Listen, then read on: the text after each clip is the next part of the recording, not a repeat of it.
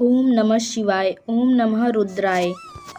सनातन धर्म में प्रत्येक दिन और वार का अपना विशेष महत्व होता है। प्रदोष व्रत उन व्रतों में से है जिसे स्वयं महादेव के आशीर्वाद के लिए सर्वोत्तम माना गया है। जब यह व्रत शुक्रवार को आता है तो इसे शुक्र प्रदोष व्रत कहा जाता है। यह व्रत न केवल मनोकामनाओं की पूर्ति करता है बल्कि सौभाग्य, सुख, समृद्धि और संतति सुख का भी वरदान देता है।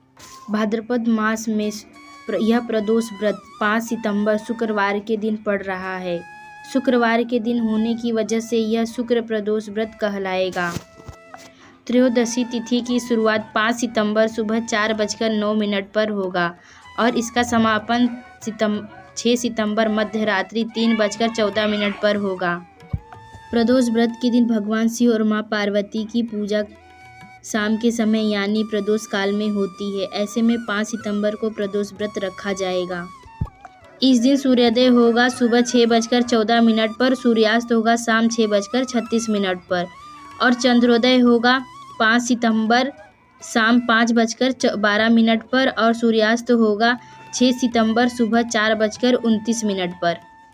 इस दिन का शुभ काल होगा अभिजीत मुहूर्त दोपहर 12 बजे से 12:50 तक।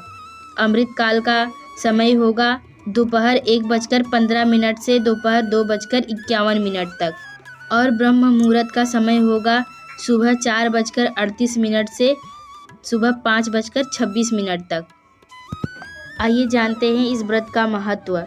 शास्त्रों में कहा गया है, प्रदोषे शिव पूजा तु सर्व पाप हरा स्मृता, अर्थात प्रदोष काल में शिव की पूजा करने से सभी पाप नष्ट होते हैं। शुक्रवार को प्रदोष व्रत करने से दाम्पत्य जीवन में प्रेम और सुख बढ़ता है, गृहस्थ जीवन की समस्याएं दूर होती है, संतान सुख और उत्तम स्वास्थ्य की प्राप्ति होती है, घर में धन्य धान्य और समृद्धि बनी रहती है। आइए प्रदोष व्रत की कथा का श्रवण करते हैं। प्राचीन काल में एक गरीब पुजारी हुआ करता था। उस पुजारी की मृत्यु के बाद उसकी विधवा पत्नी अपने भरण पोषण के लिए पुत्र को साथ लेकर भीख मांगती हुई शाम तक घर वापस आती थी।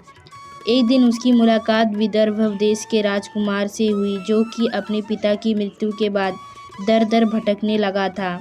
उसकी यह हालत पुजारी की पत्नी से देखी नहीं गई। वह उस राजकुमार को अपने साथ अपने घर ले आई और पुत्र जैसा रखने लगी। एक दिन पुजारी की पत्नी अपने साथ दोनों पुत्रों को सांडिल्य ऋषि के आश्रम ले गई। वहाँ उसने ऋषि से शिव जी के प्रदोष व्रत की कथा एवं विधि सुनी तथा घर जाकर वह भी प्रदोष व्रत करने लगी। एक बार दोनों बालक वन में घूम रहे थे। उनमें से पुजारी का बेटा तो घर लौट आया, परंतु राजकुमार वन में ही रह गया। उस राजकुमार ने गंधर्व कन्याओं को क्रीड़ा करते हुए देखा तो उसने उनसे बात करने लगा। उस कन्या का नाम अंशुमति था। उस दिन वह राजकुमार घर देरी से लौटा। राजकुमार दूसरे दिन फिर से उसी जगह पहुंचा जहां अंशुमति अपने माता पिता से बात कर रही थी। तभी अंशुमति के माता पिता ने उस राजकुमार को पहचान लिया तथा उससे कहा कि आप तो विदर्भ नगर के राजकुमार हो ना, आपका नाम धर्मगुप्त है। अंशुमति के माता पिता को वह राजकुमार पसंद आया और उन्होंने कहा कि शिवजी की कृपा से हम अपनी पुत्री का विवाह आपसे करना चाहते हैं। क्या आप इस विवाह के लिए तैयार हैं? राजकुमार ने अपनी स्वीकृति दे दी तो उन दोनों का विवाह संपन्न हुआ। बाद में राजकुमार ने गंधर्व की विशाल सेना के साथ विदर्भ पर हमला किया और घमासान युद्ध कर विजय प्राप्त की तथा पत्नी के साथ राज्य करने लगा। वहाँ उस महल में वह पुजारी की पत्नी और पुत्र को आदर के साथ ले आया तथा साथ रखने लगा। पुजारी की पत्नी तथा पुत्र के सभी दुख और दरिद्रता दूर हो गई और वे सुख से अपना जीवन व्यतीत करने लगे। एक दिन अंशुमति ने राजकुमार से इन सभी बातों के पीछे का कारण और रहस्य पूछा। तब राजकुमार ने अंशुमति को अपने जीवन की पूरी बात बताई और साथ ही प्रदोष व्रत का महत्व और व्रत से प्राप्त फल से भी अवगत कराया।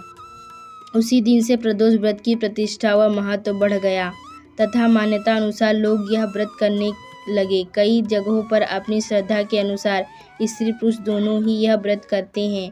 इस व्रत को करने से मनुष्य के सभी कष्ट और पाप नष्ट होते हैं एवं मनुष्य को अभीष्ट की प्राप्ति होती है। यदि आप सभी जीवन में शांति, प्रेम, स्वास्थ्य और संतान सुख चाहते हैं तो श्रद्धा से सुख प्रदोष व्रत करें। संध्या काल में शिवलिंग का पूजा करें, चंद्रोदय चंद्रमा को अर्घ्य दे और महादेव का यह मंत्र जपे, ओम नमः शिवाय। महादेव की कृपा से आपके जीवन से हर दुख कटेंगे और सुख समृद्धि प्राप्त होगी। हर हर महादेव, ओम नमः शिवाय। यह रही हमारी वीडियो। अगर आपको यह वीडियो पसंद आई हो तो वीडियो को लाइक करें और शेयर करें। साथ ही कमेंट में हर हर महादेव और ओम नमः शिवाय ज़रूर लिखें।